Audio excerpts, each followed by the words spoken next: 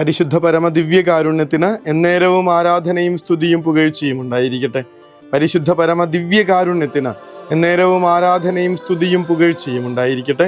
പരിശുദ്ധ പരമ ദിവ്യകാരുണ്യത്തിന് എന്നേരവും ആരാധനയും സ്തുതിയും പുകഴ്ചയും ഉണ്ടായിരിക്കട്ടെ. കീഴടക്കുന്നതും വിജയമാണ്.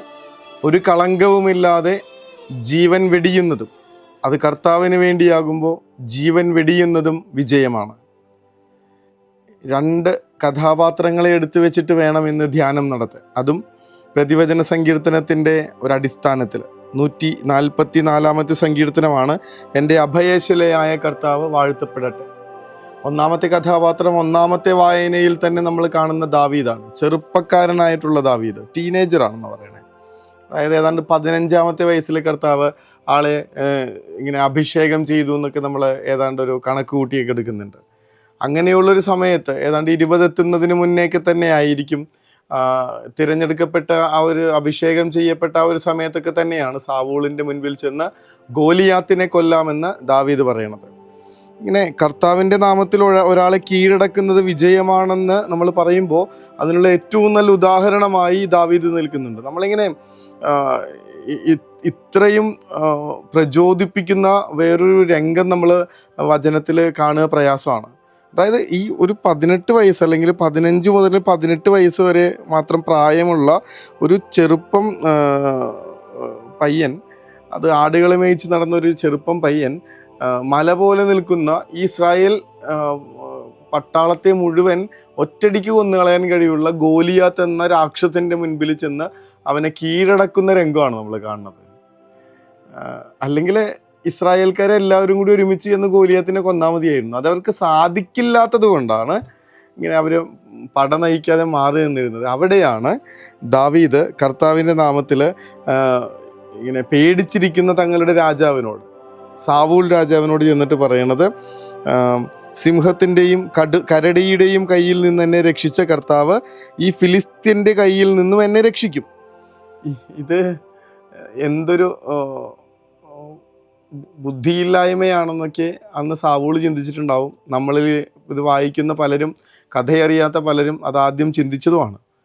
പറയണത്, സിംഹത്തിൻ്റെയും കരടിയുടെയും കയ്യിൽ നിന്ന് എന്നെ രക്ഷിച്ച എൻ്റെ കർത്താവ് ഈ ഫിലിസ്തീൻ്റെ കയ്യിൽ നിന്നും എന്നെ രക്ഷിക്കും. ഞാൻ തോൽപ്പിക്കുമെന്നല്ല പറയണത്, നേരെ മറിച്ച് കർത്താവ് എനിക്ക് വേണ്ടി യുദ്ധം ചെയ്യുമെന്നാണ് പറയണത്. ആ കർത്താവിൽ ആശ്രയം വെച്ചുകൊണ്ട് ഇങ്ങനെ നീ നിന്ദിച്ച ഇസ്രായേൽ സേനകളുടെ ദൈവമായ സൈന്യങ്ങളുടെ കർത്താവിൻ്റെ നാമത്തിലാണ് ഞാൻ വരുന്നത്. കർത്താവ് നിന്നെ ഇന്ന് എൻ്റെ കയ്യിൽ ഏൽപ്പിക്കും, ഞാൻ നിന്നെ വീഴ്ത്തും, നിൻ്റെ തല വെട്ടിയെടുക്കും എന്നൊക്കെ പറഞ്ഞ ഒരു ചെറുപ്പം കൊച്ചിന് പറയാൻ പറ്റുന്നുണ്ടെങ്കിൽ അവൻ എത്രമാത്രം ശരണപ്പെട്ടിട്ടുണ്ടാവും കർത്താവിൽ, എത്രമാത്രം അവനിങ്ങനെ ആഴപ്പെട്ടിട്ടുണ്ട് അവൻ്റെ ബോധ്യവും വിശ്വാസവും ഒക്കെ കർത്താവിൽ. എന്നിട്ടാണ് ഈ മല പോലെ നിൽക്കുന്ന ദാവീദിനെ കൊല്ലാനായിട്ട് പോകുന്നത്. പടച്ചട്ടയും കുന്തവും ഇങ്ങനെ ഷൂവും ഹെൽമറ്റും ഒന്നുമില്ലാതെ രാജാവ് കൊടുത്തതാണ് അതൊക്കെ. ഒരു യോദ്ധാവിന് അത്യാവശ്യം മുറിവേൽക്കാതിരിക്കാനായിട്ടുള്ള എല്ലാ കാര്യങ്ങളൊക്കെ എടുത്ത് മാറ്റിയിട്ട് കയ്യിലൊരു കവണയും പിന്നീട് ഒരു കല്ല്, 2 കല്ലുമായിട്ട് ഈ ഗോലിയാത്തിനെ നേരിടാൻ പോകുന്ന ദാവീദിന് കർത്താവിൻ്റെ നാമത്തിലായതുകൊണ്ട് തന്നെ ഒരു ഒറ്റക്കല്ലിൻ്റെ ആവശ്യമേ വരണുള്ളൂ. അതുകൊണ്ട് അവൻ ഈ മല പോലെ നിൽക്കുന്ന ഈ ഇസ്രായേൽക്കാർക്ക് മുഴുവൻ ഭീഷണിയായ, അവരുടെ അപമാനത്തിന് കാരണമായി തീർന്ന ഈ ഗോലിയാത്ത് എന്ന് പറയുന്ന രാക്ഷസനെ അടിച്ച് നിലത്തിരുന്നത് നമ്മൾ കാണും.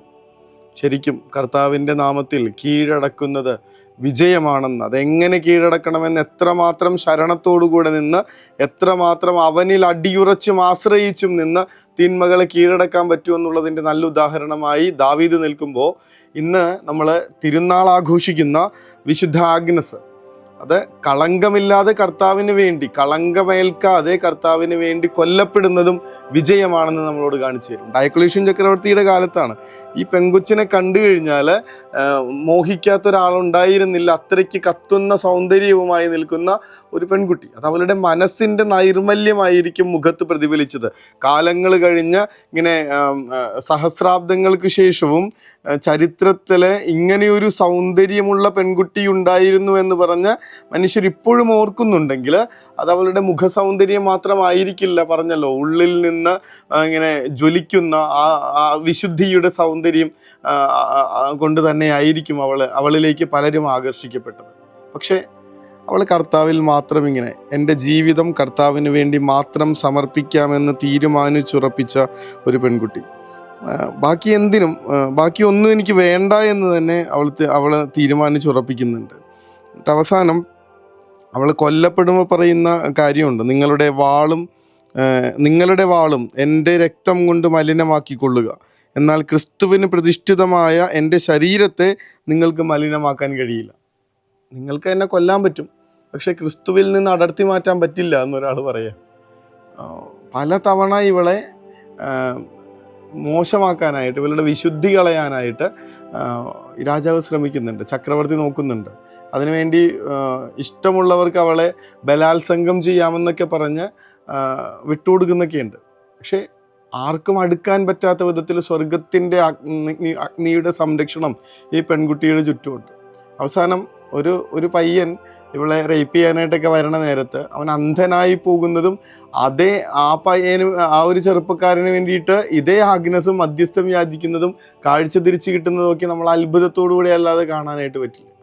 അവസാനം വേശ്യാലയത്തിൽ വിട്ടുകൊടുക്കുന്നു, കൊല്ലാനായിട്ട് നോക്കുന്നു, ഇങ്ങനെ പല തരത്തിൽ കൊല്ലാനായിട്ട് നോക്കുന്നു.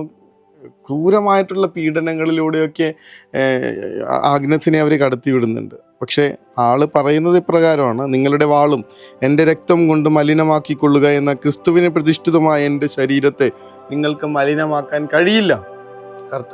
ഈ ക്രിസ്തുവിൻ്റെ സ്നേഹത്തിൽ നിന്ന് നമ്മെ ആര് വേർപെടുത്തും എന്നുള്ള പൗലോസ്ലീഹയുടെ ചോദ്യമുണ്ടല്ലോ. രോഗങ്ങളോ വേദനകളോ പീഡനങ്ങളോ കഷ്ടപ്പാടോ വാളോ മരണത്തിന് പോലുമോ നമ്മളെ ഈശോയുടെ സ്നേഹത്തിൽ നിന്ന് വേർപെടുത്താൻ കഴിയില്ല എന്നുള്ള വചനം ജീവിച്ച വിശുദ്ധയാണ് വിശുദ്ധ ആഗ്നസ്. ആഗ്നസ് എന്ന വാക്കിൻ്റെ അർത്ഥം കുഞ്ഞാടെന്നാണ്. ഇന്നലെ കഴിഞ്ഞ ദിവസങ്ങളിൽ നമ്മൾ സ്നാപക യോഹന്നാൻ പറഞ്ഞത് കേട്ടാണ്, ദൈവത്തിൻ്റെ കുഞ്ഞാട്, ലോകത്തിൻ്റെ പാപങ്ങൾ നീക്കുന്നവൻ. ഇത് തമ്മിൽ ചേർന്ന് പോവില്ല. കുഞ്ഞാടും പാപവുമായിട്ട് അശുദ്ധിയുമായിട്ട് ചേർന്ന് പോവില്ല. കുഞ്ഞാടെന്നുള്ള അർത്ഥമുള്ള ആഗ്നസ് എന്ന ആ ഒരു വാക്ക്, ഒരു പേര് സ്വീകരിച്ചിരിക്കുന്ന ഈ വിശുദ്ധയ്ക്ക് അശുദ്ധി ചേരില്ല. കർത്താവിൽ നിന്ന്, പരമപരിശുദ്ധിയിൽ നിന്ന് അവളെ അടർത്തി മാറ്റാൻ ആർക്കും സാധിക്കില്ല.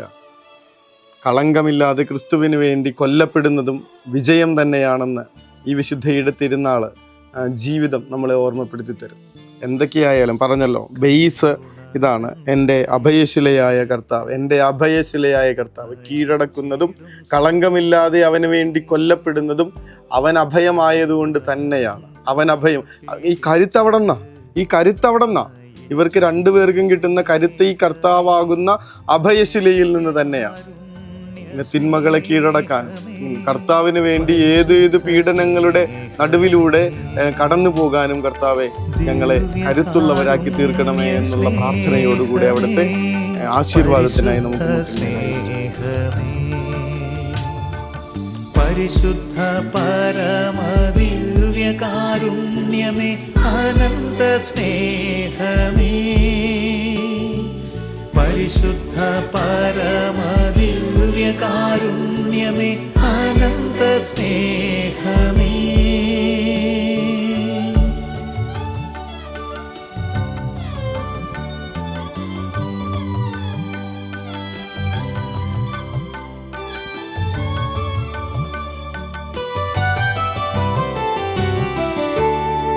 പരിശുദ്ധ പരമ ദിവ്യകാരുണ്യത്തിന് എന്നേരവും ആരാധനയും സ്തുതിയും പുകഴ്ചയും ഉണ്ടായിരിക്കട്ടെ. പരിശുദ്ധ പരമ ദിവ്യകാരുണ്യത്തിന് എന്നേരവും ആരാധനയും സ്തുതിയും പുകഴ്ചയും ഉണ്ടായിരിക്കട്ടെ. പരിശുദ്ധ പരമ ദിവ്യകാരുണ്യത്തിന് എന്നേരവും ആരാധനയും സ്തുതിയും പുകഴ്ചയും ഉണ്ടായിരിക്കട്ടെ. കീഴടക്കാനും കൊല്ലപ്പെടാനും ഒരേ ഒരു കാരണം ക്രിസ്തു. അവരെ രണ്ടുപേരും വിജയിച്ചവരാണ്.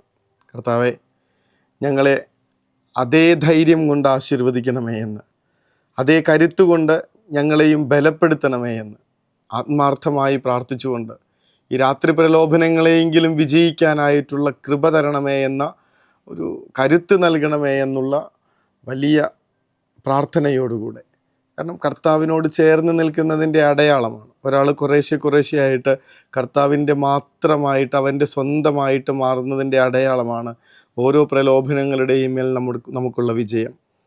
കരുത്തു നൽകണേ എന്ന പ്രാർത്ഥനയോടെ ഉറക്കത്തിലേക്ക് പോകാം. ഈശോ അനുഗ്രഹിക്കട്ടെ.